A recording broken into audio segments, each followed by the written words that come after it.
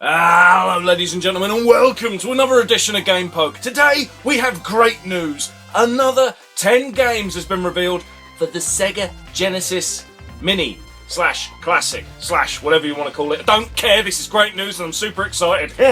First of all though, I want to give a huge shout out thank you to Carl Ward for sending me this news. He told me before any of the apps and gaming news crap that I'm subscribed to managed to tell me. He beat that shit to the punch. So thanks Carl, you're better than the internet. In case you don't know what the other games are that have already been announced, there'll be a link here. Click that and you'll see the previous video that will mention what the last 20 are that are already going to be on the console. Now, let's check out the new 10 that have been revealed. First up, laptop down here for the news, so I'll make sure I get it right, of course. The first up is Mega Man The Wily Wars. This is fucking awesome! That game, well, what a fantastic game to have on there. I've done a huge video to Mega Man The Wily Wars. There's a link there for that in case you want to check that out. But let me just put it this way. This game is fucking expensive if you want to buy the physical version of it. It came out in Japan, it came out over here, and it came out in America, but only digitally for the Sega Channel thing, which was a crap idea. Well, not that they brought it out on the Sega Channel, it's just a crap idea that they didn't have a physical version for the Genesis. That was a huge mistake in my eyes.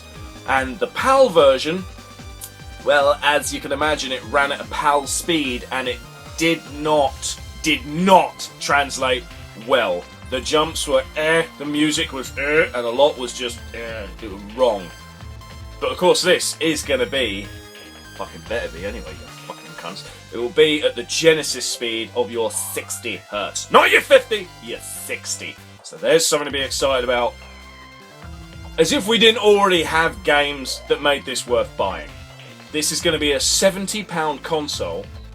This game, to get physical, I don't even know what it is now. It's like 200? I shit you not, something like that. This alone is a fantastic reason to get the console. Next up is Street Fighter 2 Special Champion Edition. Isn't that meant to be Championship Edition? Whatever, what I'm reading here says Champion Edition. I'm on Sega Bits, making sure I get all the right info, so maybe there's a typo somewhere. But whatever, the game's there, you know. Obviously this isn't an expensive game, it's not in the same reason to be here like with Mega Man Wily Wars, but you've got to have your Street Fighter 2, haven't you? Although a lot of people out there will always argue, yeah, the Super Nintendo version's better. Which does make me want to point one thing out.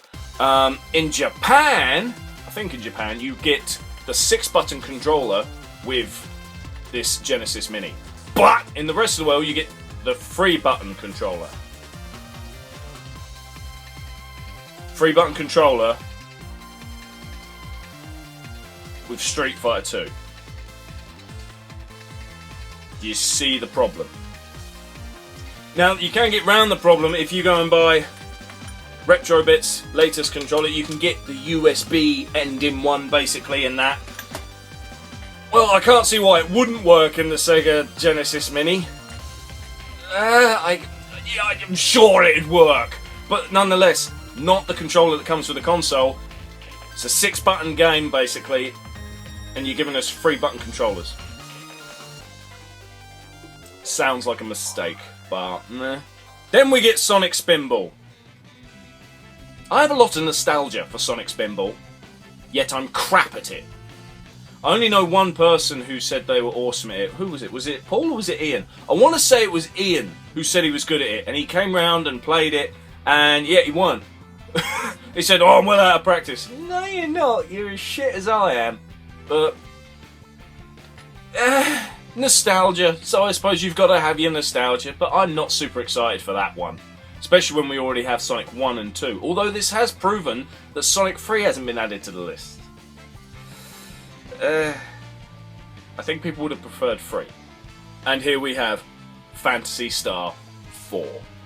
The greatest RPG on the Mega Drive / Genesis. So this has got to be here. It's not a case of, well, yeah, let's face it, it's been on every fucking Mega Drive / Genesis compilation. It just has.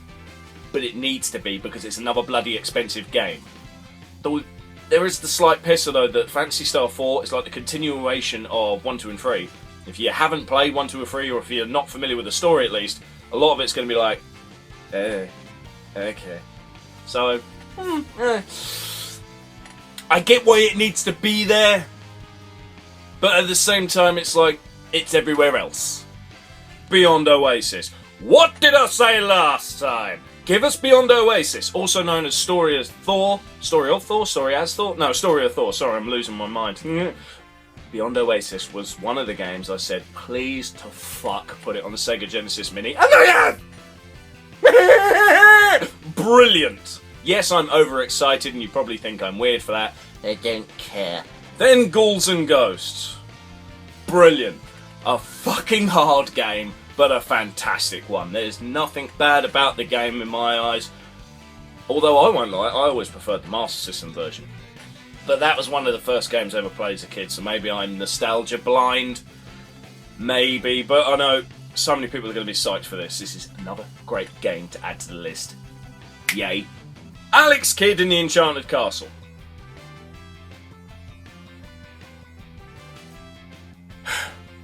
I don't think much of this game. I think Alex Kidd was best on the Master System. His Mega Drive debut was unnecessary. I don't think a lot of this game. This is my only questionable one there. I am an Alex Kidd fan, don't get me wrong. I am. I have Alex Kidd socks for fuck's sake. Got them from the Sega shop in case you want them. But can we have had something else? It feels like that's a space. Out of the 40, you got to think, this is a space you could have had anything else. Would you have picked this? I'm not saying it's a crap game. I'm saying, would you have that there as one of your 40? I wouldn't. But that's just me. Golden Axe. You gotta fucking have your Golden Axe. It's Mega Drive, it's Genesis. What's Mega Drive and Genesis without Golden Axe? I'll tell you what it is. It's wrong! You have to have your Golden Axe. So that's why that's there. Vector Man. Visually, a very impressive game, but I have to admit, it's not one I'm very familiar with. I've only played it a couple of times. So I can't say good and I can't say bad. It's one that I personally don't have that much of a history with. So I'll let you decide on that one. Wonder Boy in Monster World. I got this on the Master System and I love it to bits. I got it a little while ago and I did a Let's Play of it pretty much straight away, or was it a little while after when I finally got to play it for the first time really? Can't remember. In the Let's Play I said how much I love the fucking game, and when the Let's Play ended I went off, played it in my own free time and completed it in that first/second sitting, I guess you want to call it. Never got to play the Mega Drive game because I just don't own it yet. I just haven't got round to buying it because I heard it's so similar to the Master System one. Now I ain't got to buy it because this is coming out on it. Yay! So that's it. That is the new 10. I am so psyched for this fucking mini console. I mean, I was psyched already, but now I'm more psyched. That's enough of the bullshit anyway. Thank you very much for watching this episode of Game Poke. If you liked the video, please click like, leave a comment, subscribe and all that other shit. Thank you very much for watching. I'll see you next time.